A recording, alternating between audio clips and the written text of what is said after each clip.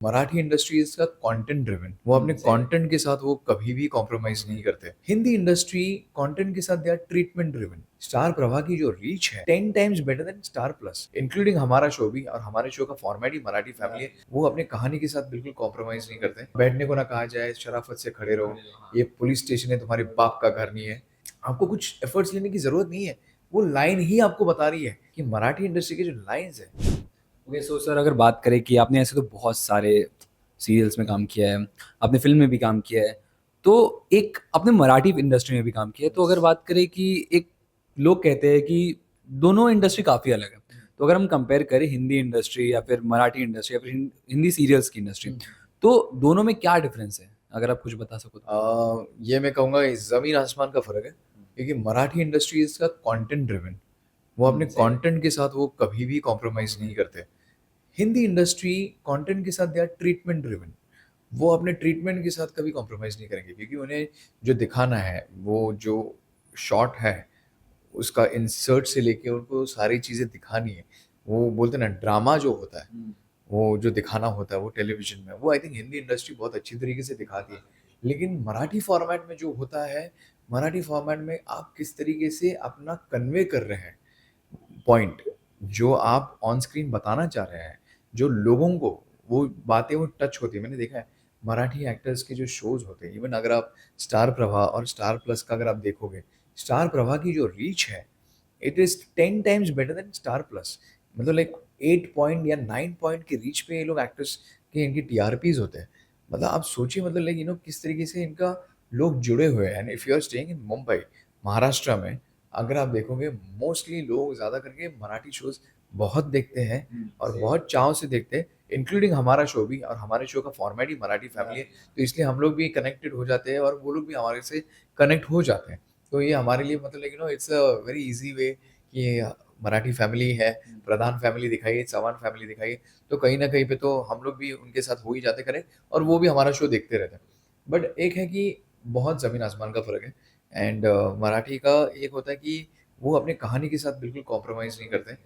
जो जैसा लिखा है, वैसा ही आपको कहना है, क्योंकि हर वर्ड में एक बोलते हैं ना, चीज़ असर कर जाती है। बहुत सारी चीज़ों का एक आवाज़ है, जो गूंज है, जो लिखे हैं, जो वर्ड्स, मतलब लाइक उसका एक एक्शन जो है और जो रिएक्शन जो आता है, वो अपने आप से आता है। लेकिन वो एक पहले के ज़माने में जैसे कि सलीम जावेद जी होते थे, जो ऐसे लाइन्स लिखते थे, जिसमें एक एक्टर खुद मतलब लाइक जब तक बैठने को ना कहा जाए, शराफ़त से खड़े रहो, ये पुलिस स्टेशन है, तुम्हारे बाप का घर नहीं है।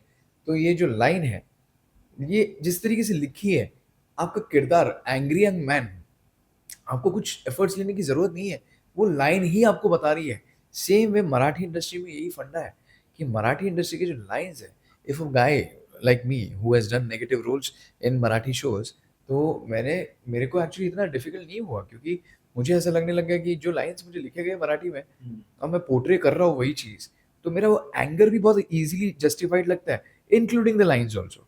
तो वो चीज़ आई थिंक बहुत चीज़ सीखने जैसी है। जो मराठी इंडस्ट्री का वो पल्ला उसमें जो है, मतलब बहुत भारी है उसमें, and that's why they get such kind of an audience.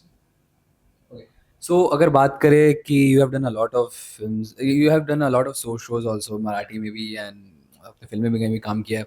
तो अगर हम बात करें कास्टिंग प्रोसेस के ऊपर, तो ऐसा आजकल एक ट्रेंड चला है, फिर लोग मानते हैं कि आपको अगर एक्टर बनना है तो आपको सोशल मीडिया पे फॉलोअर्स भी होने चाहिए। तो डू यू थिंक कि जो सोशल मीडिया पे फॉलोअर्स और कास्टिंग थोड़ा बहुत कहीं कनेक्ट कर जाता है?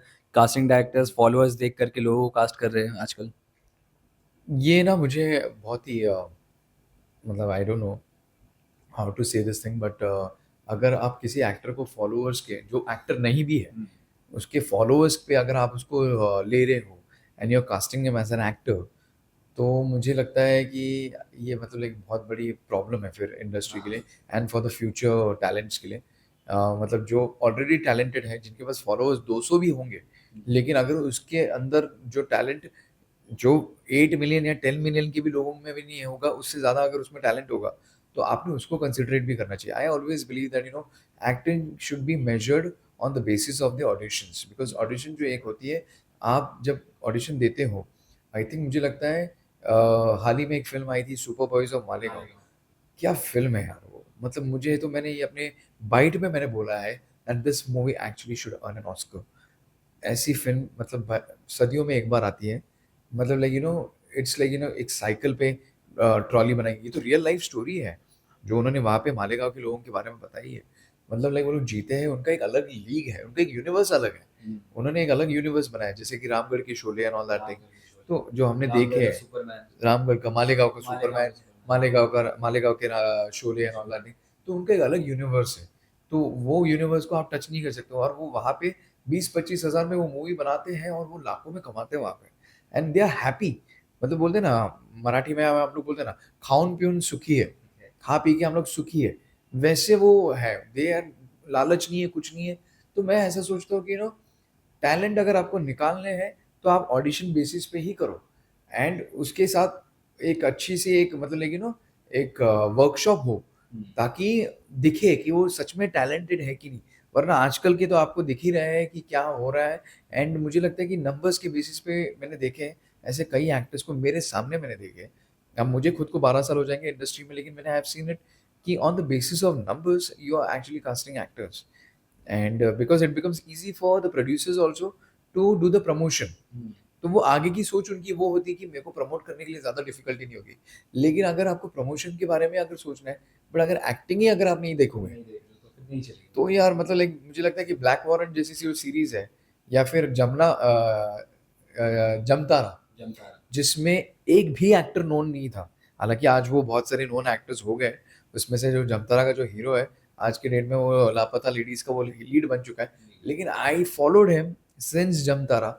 उसमें कोई भी नोन फेस नहीं था, लेकिन फिर भी उन बच्चों ने इतना अच्छा परफॉर्मेंस किया था कि मैं ऐसा सोचता हूँ, एंड विदाउट एनी नंबर्स, हुँ। इनकी कोई फैन फॉलोइंग नहीं थी, बट कहानी, and I always say that thing, your story is the hero of the film, not the hero is the hero of the film.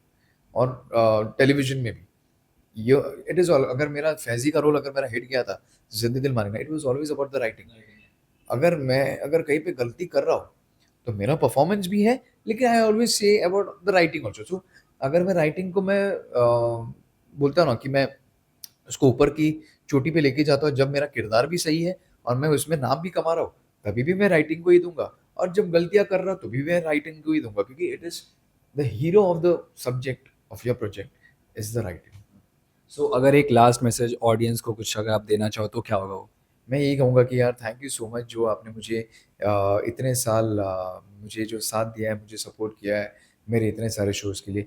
आप आगे भी ऐसे ही बनाते रहिएगा, और मैं ऐसे ही लोगों के घर में और उनके दिलों में ऐसी जगह बनाने की कोशिश करता रहूँगा। बस साथ कभी मत छोड़िएगा। Thank thank you you so so much. Much.